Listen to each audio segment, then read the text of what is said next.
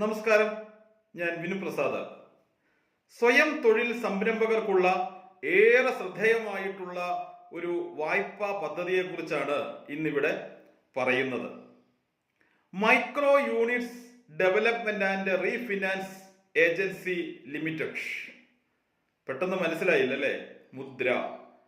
ഇത് കേന്ദ്ര ഗവൺമെന്റിന്റെ ഏറ്റവും ജനപ്രിയമായിട്ടുള്ള ശ്രദ്ധേയമായിട്ടുള്ള ഒരു വായ്പാ പദ്ധതിയാണ്. ഈ വായ്പ ലഭിക്കുന്നതിന് നമ്മൾ ഈടുകളൊന്നും കൊടുക്കേണ്ട എന്നുള്ളതാണ് ഇതിന്റെ ഏറ്റവും വലിയ പ്രത്യേകത. 3 തരത്തിലാണ് നമുക്ക് ഈ വായ്പ ലഭിക്കുന്നത്. അതിന്റെ ശിശു വിഭാഗത്തിൽ നമുക്ക് 50,000 രൂപ വരെ വായ്പ ലഭിക്കും. കിഷോർ വിഭാഗത്തിൽ 50,000 മുതൽ 5 ലക്ഷം രൂപ വരെയാണ് വായ്പ ലഭിക്കുന്നത്. തരുണ വിഭാഗത്തിൽ 5 ലക്ഷം മുതൽ 10 ലക്ഷം രൂപ വരെ വായ്പ ലഭിക്കും.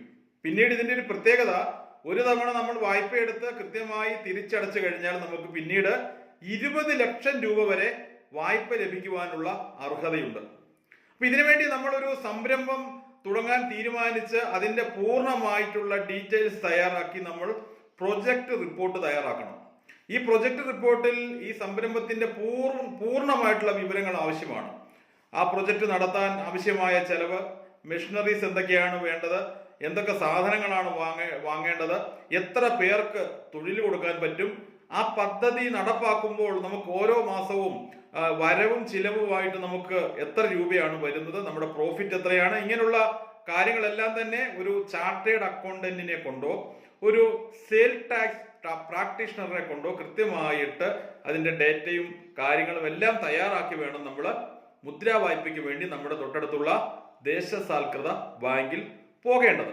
അപ്പൊ അവിടെ ചെല്ലുന്ന സമയത്ത് നമ്മുടെ രേഖകൾ പരിശോധിക്കുകയും ഈ സംരംഭം നടത്താനുള്ള നമ്മുടെ ശേഷിയെ കുറിച്ച് അവർ എക്സാമിൻ ചെയ്യുകയും ചെയ്യും. നമുക്ക് പരിചയമുണ്ടോ, ഈ കാര്യങ്ങൾ ചെയ്യാനുള്ള കപ്പാസിറ്റി ഉണ്ടോ, ഇത്തരം കാര്യങ്ങളെല്ലാം തന്നെ അവർ പരിശോധിക്കും.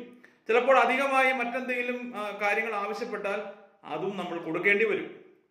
അതനുസരിച്ചാണ് നമുക്ക് എത്ര രൂപ വായ്പയ്ക്ക് അർഹതയുണ്ട് എന്ന് ബാങ്ക് തീരുമാനിക്കുന്നത്. അപ്പൊ നമുക്ക് ഈ ഒരിക്കലും നമ്മുടെ അക്കൗണ്ടിലേക്ക് ഈ പണമൊന്നും തരില്ല.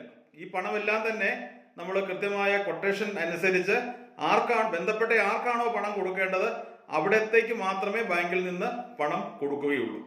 ഇനി ഇതെല്ലാം കഴിഞ്ഞിട്ടും നമ്മളിപ്പോൾ ഇത്തരം കാര്യങ്ങളെല്ലാം ചെയ്തു, നമുക്ക് നല്ലൊരു പ്രൊജക്റ്റ് ഉണ്ട്, നമ്മൾ രേഖകളെല്ലാം തയ്യാറാക്കി എല്ലാ കാര്യങ്ങളും ചെയ്തു കഴിഞ്ഞിട്ടും ബാങ്കിൽ നിന്നും നെഗറ്റീവായിട്ടുള്ള ഒരു സമീപനമാണ് ഉള്ളതെങ്കിൽ, ചിലപ്പോൾ അങ്ങനെ സംഭവിക്കുന്നുണ്ട്, പല കാരണങ്ങളാണ്, രാഷ്ട്രീയപരമായ കാരണങ്ങളൊക്കെ ഉണ്ട്.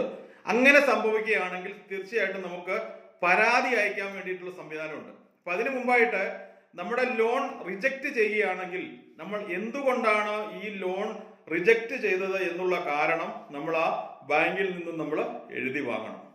അപ്പൊ അങ്ങനെ നമ്മുടേതൊരു ജെനുവിൻ കേസ് ആണെങ്കിൽ, നമുക്ക് അർഹതപ്പെട്ടിട്ടും വായ്പ ലഭിക്കാതിരിക്കുന്ന സാഹചര്യം ഉണ്ടെങ്കിൽ തീർച്ചയായിട്ടും നമുക്ക് പരാതിപ്പെടാനും ആ ലോണ് നമുക്ക് ലഭ്യമാക്കാനുമുള്ള നടപടികളിലേക്ക് കടക്കാൻ വേണ്ടി സാധിക്കും. പിന്നെ ഈ എടുക്കുന്ന ലോണ് നമ്മൾ ഈട് വെച്ചിട്ടില്ല എന്ന് കരുതി തിരിച്ചടയ്ക്കാതിരിക്കാം എന്നാലും കരുതേണ്ട കാര്യമില്ല. കാരണം കൃത്യമായിട്ട് തിരിച്ചടച്ചില്ലെങ്കിൽ നമുക്ക് പിന്നീടുള്ള നമ്മുടെ എല്ലാ തരത്തിലുള്ള ഇടപാടുകൾക്കും പിന്നീട് വലിയ തരത്തിലുള്ള ബുദ്ധിമുട്ടുണ്ടാവും. കൃത്യമായിട്ട് നമ്മൾ വായ്പ തിരിച്ചടയ്ക്കാൻ ബാധ്യസ്ഥരാണ്. അപ്പോൾ ഇത് കേന്ദ്ര ഗവൺമെന്റ് ഈ സ്വകാര്യ സംരംഭകരെ, തൊഴിൽ സംരംഭകരെ പ്രോത്സാഹിപ്പിക്കുന്ന ഒരു സമീപനമാണ് സ്വീകരിച്ചിട്ടുള്ളത്.